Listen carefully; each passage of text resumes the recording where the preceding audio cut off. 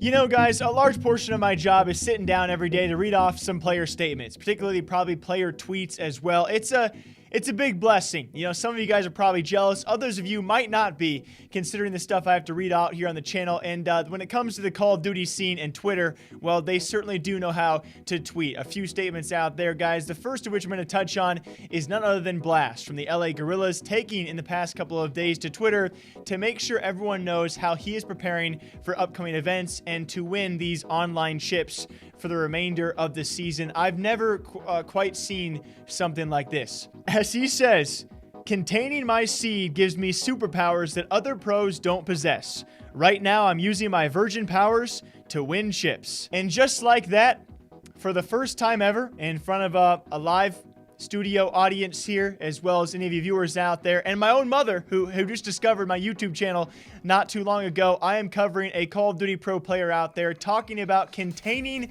his seed. If you guys do not know what that means, it means his sperm.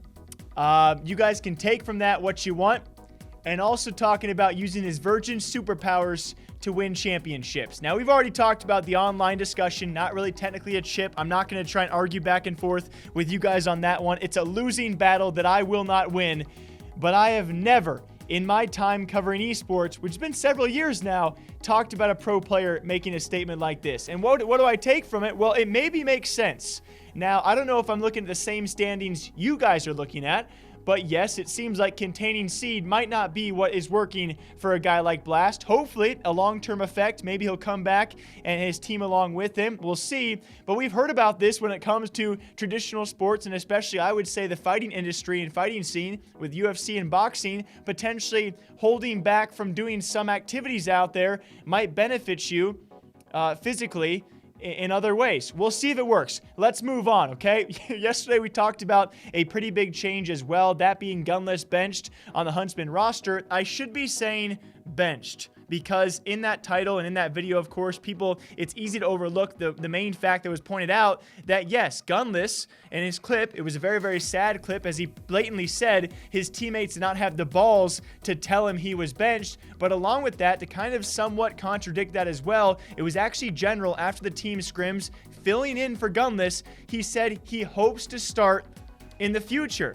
So as of right now, there is no confirmation that Gunless is actually benched or that General is actually starting. I wanted to re-clarify that to all of you guys watching, and I think I'm going to have some fun next week and actually make a speculative theory about potentially what could be happening with the Huntsmen roster. If you guys want that, I do think it's finally time that we bring into debate the brothers could be reunited. I think it's actually a pretty firm point to stand on. If you guys want that, I think I'll bring it to light next week. Now, bouncing off that topic, though, now that we've reiterated the fact that there's no Huntsman change right now, let's talk about, though, the fact that Gunless was obviously pretty upset by this. I think that's fair to say, given his clip. I don't know how I benched myself.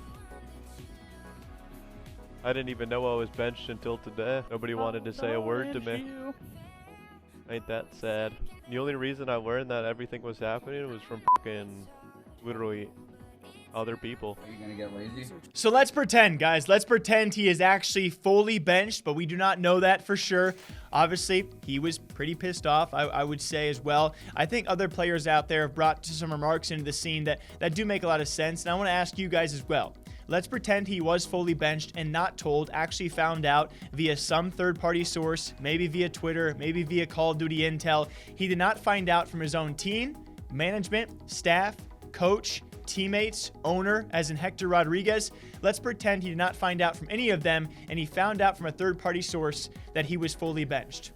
What do you guys think about this? In a time where Call of Duty League is entering franchising, trying to be more and more professional, do you guys think that's okay? In short, my answer would be no. Now, who is supposed to tell him is a different debate out there, right? Would it be his teammates? I don't know about that. I don't know if you want your buddy coming up and saying, hey, man, we might be benching you soon, because that can affect your performance. I do think it probably should be a management or staff member, whether it's Hector, whether it's the coach, whether it's some other higher up. I do think it should have been told to him by someone, maybe not his teammates, but someone on the staff before he found out via Twitter or another third-party source. I think that's fair to say. Clayster, though, gave his 2 cents, as in the past, this has happened time and time again. As he says, every single time I've been dropped, traded, benched, I wasn't told by anyone until I heard from a third party. Complexity, Optic, Envy, E-United, except for the FaZe United trade, which was a crap show in and itself. Now that I think of it, that was probably the most even trade in CoD history. I just wish everyone could use their words and be able to take what is said to them, me included. Sometimes players want to keep the friendship open, opportunity there in case other things fall through, and that's why they don't want to be the one to tell someone. And it's just a tough predicament, right? It's not only in Call of Duty. I think the one maybe semi-notorious thing I can think of was Fiflaurin. All the way back in the old NIP, the old Ninjas and Pajamas CSGO days, I do believe he was told last second by a teammate he'd be being replaced as the new player showed up. I think it was actually a team house at the time. Obviously pretty bad, right? A similar circumstance here, though. It seems pretty bad. I don't know when we get to the days where all of a sudden it's professional enough and people can handle themselves well enough to be told, hey, we're considering replacing you, whether it's a teammate or a staff member. And maybe we're not there yet. Maybe it's still a very much awkward situation to tell people that, and that's where I can't really speak from. I don't know what it's like to be a pro player, have to tell someone this, or be told it. So what do you guys think? Should it be a staff member, a coach, a guy like Hector Rodriguez? Should it be a teammate?